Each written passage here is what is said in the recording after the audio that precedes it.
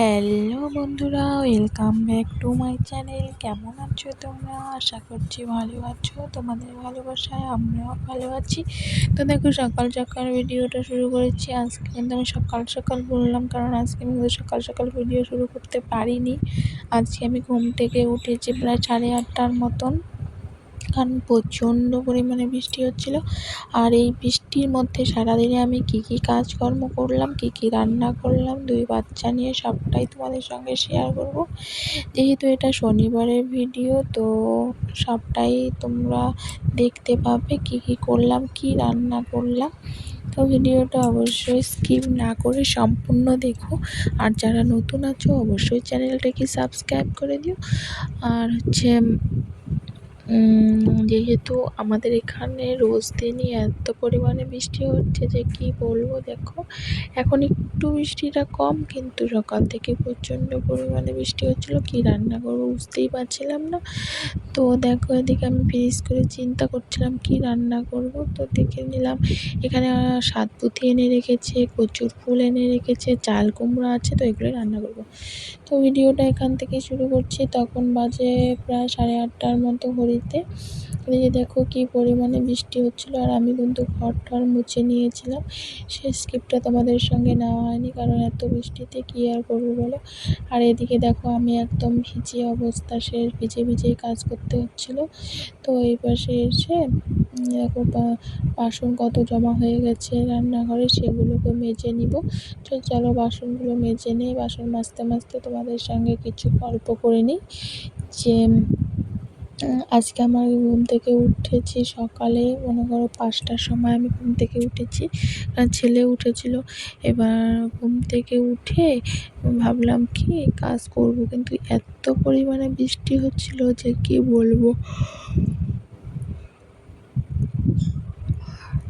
আমি তারপরে না আর উঠান টুঠান কিচ্ছু ঝাড় দেইনি, একদম শুয়ে পড়েছিলাম।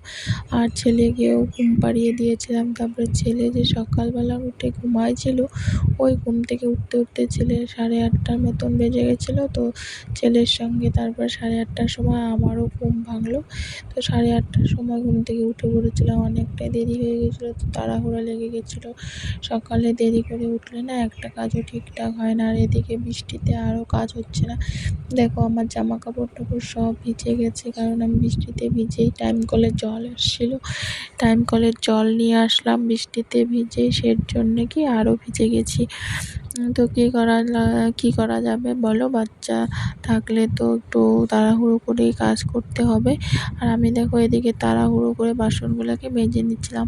বাসন মাজা কমপ্লিট করে আমি এদিকে চলে এসেছিলাম বারান্দাটাকে মুছতে। ঘরটা তো আগেই মুছে নিয়েছি, এরপর বারান্দার সিঁড়িগুলোকে মুছে নিলাম, কারণ এত পরিমাণে বৃষ্টি হয়েছিল যে বৃষ্টির জলগুলো না বারান্দাতেই গিয়ে জমে থাকে। যেহেতু ছোট বাচ্চা আছে, তো রোজ দিনই আমাকে মুছতে হয়, না হলে কি মানে নোংরা টোংরা থাকবে, সেই জন্য। তো দেখো আমি এদিকে ভালোভাবে মুছে নিয়ে তারপরে কিন্তু চলে যাব হচ্ছে স্নানে। তো স্নানে যাওয়ার আগে আমার কিছু কাজ, যেগুলি নিজের কাজ, যেমন মনে করো ব্রাশ ট্রাশ করা, সেগুলো করে নিচ্ছিলাম। এই বৃষ্টিতে আর কোথায় গিয়ে করব, তার জন্য বারান্দাতেই আমি ব্রাশটা করে নিচ্ছিলাম। ব্রাশ করে নিয়ে তারপরে কিন্তু আমি একেবারে স্নান করে আসব, যেহেতু ভিজে গিয়েছি কী করব। আর আমি তো রোজ দিন সকালবেলা স্নান করিই, তো এই জন্য আমি আর কি সকালবেলা সমস্ত কাজ বাজ সেরে ঘর টর মুছে নিয়ে একদম স্নান করে আসি। সারাদিনে আর স্নান করার সেরকম ভেজাল থাকে না। আর কোনো দিন যখন গরম থাকে তখন দিনে 2-3 বার হয়ে যায় স্নান। এদিকে দেখো স্নান করে এসে কিন্তু আমি ভোলা বাবার মাথায় জল ঢেলে নিচ্ছিলাম, কারণ আজকে প্রথম শনিবার শ্রাবণ মাসে, মানে শনিবারে শ্রাবণ মাস শুরু হলো আর কি। তো ভালোভাবে আমি ভোলা বাবার পূজা করে নিয়ে তারপরে দেখো ঘরটাকে ভালোভাবে পরিষ্কার করে নিয়েছিলাম, কারণ খাওয়া দাওয়ার পর ঘরটা আরও নোংরা হয়ে গেছিলো, মানে সকালের জল খাবারের পর। খেয়ে দিয়ে চিন্তা করছিলাম কি রান্না করব। তো ফ্রিজটা খুলে দেখি অনেক রকমেরই সবজি আছে। তো যেটা খুশি সেটা রান্না করলে তো আর খাওয়ার রুচি লাগে না বলো? একটু ভেবেচিন্তে রান্না করব। তো ওইদিকের থেকে দেখো কী সব দুধকুশি সাতপুঁতি এগুলো বের করে নিয়েছিলাম, কচুর ফুল এগুলি আজকে রান্না করব। আর এদিকে আমি জামা কাপড়গুলো কেচে নিয়ে মেলে দিচ্ছিলাম, কারণ রোজ দিনের কাপড় যদি রোজ দিন না মেলো না ভালো লাগে না, যতই বৃষ্টি হোক। এর আগের ভিডিওতেও বলেছিলাম। তারপরে দেখো যে সকালে চা খেয়ে নিয়েছিলাম, যে চায়ের বাসনগুলো জমে গেছিলো, সেগুলোকে ভালোভাবে মেজে নিয়ে তারপরে আমি রান্না বসাবো। না হলে কিন্তু রান্নায় একদম মন বসে না, অগোছালো হয়ে থাকে সব কিছু। আর যখন আমি সময় না পাই তখন কিন্তু আমি অগোছালোভাবেই কাজ করে নিই। এদিকে দেখো বাসনগুলো মেজে নিয়ে তারপরে আমি প্রেসার কুকারটা যেটাতে ভাত রান্না করব সেটাকে ভালোভাবে মেজে নিচ্ছিলাম। রোজ দিনের প্রেসার কুকার আমি রোজ দিনই মেজে নিই, কারণ গন্ধ টন্ধ হয়ে যায় না ভাতের অনেক সময় ভাত ঠাতগুলো থাকলে। তো তার জন্য রোজ দিনের প্রেসার কুকার আমি রোজ দিনেই মেজে নিই এইভাবে। তো মেজে নিয়ে তারপরে কিন্তু আমি এদিকে রান্না বসাবো। আর আজকে রান্না করব, তোমাদের তো আগেই বললাম কচুর ফুল রান্না করব। তো এদিকে দেখো চাল নিয়ে নিচ্ছিলাম, যতটুকু পরিমাণ চাল লাগবে অতটুকু পরিমাণের চাল নিয়ে তারপরে এদিকে দেখো আমি কচুর ফুলগুলোকে কাটতে বসে গেছিলাম। চাল নিয়ে ওদিকে ভাত বসিয়ে দিয়েছি, তারপরে কিন্তু আমি কচুর ফুলগুলোকে কাটছিলাম। তো তোমরা সবাই এইভাবে কচুর ফুলগুলোকে কেটে নিও। আমি যেভাবে কাটলাম মাথার কাছটা একটু হালকা হালকা করে কাটবে, পরে টান দিলে দেখবে কচুর ফুলের ভিতরে ফুলটা বের হয়ে আসে, কারণ ওটা তো আর খাওয়া যায় না। তারপরে দেখো কচুর ফুলে যেহেতু আমি রসুন দিব, সেহেতু রসুনগুলোকে ভালোভাবে কেটে নিচ্ছিলাম। আর আজকে না আমি কচুর ফুলটাকে ভাপ দিয়ে রান্না করব।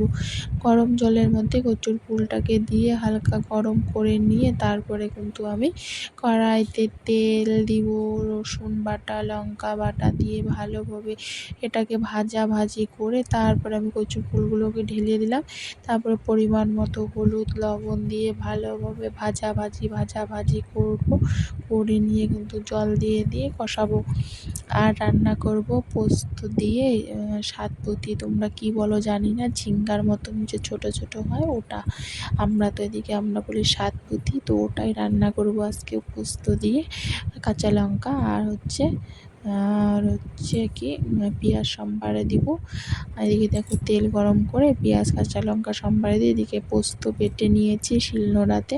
আমার কিন্তু মিক্সচার আছে, কিন্তু আমার একদমই ভালো লাগে না মিক্সচারে করতে। তো এদিকে দেখো পেঁয়াজটা ভাজা হয়ে গেলে তারপরে আমি এদিকে সাতপুঁতিটা ঢেলে দিয়েছি। এবার পরিমাণ মতো হলুদ লবণ দিয়ে পোস্ত বাটাটাকে ঢেলে দিব, দিয়ে ভালোভাবে নাড়াচাড়া করে নামিয়ে নিলেই আমার রেডি পোস্ত দিয়ে সাতপুঁতি। আর এদিকে দেখো কচুর প্যান্ডেটটা কি সুন্দর দেখাচ্ছে না বলো কালারটা। আর আমি রান্না করেছিলাম ডাল, আর বেশি কিছু করিনি। তো ভিডিওটা এখানে শেষ করছি, টাটা, দেখা হচ্ছে আর একটা নেক্সট ভিডিওতে, ভালো থেকো।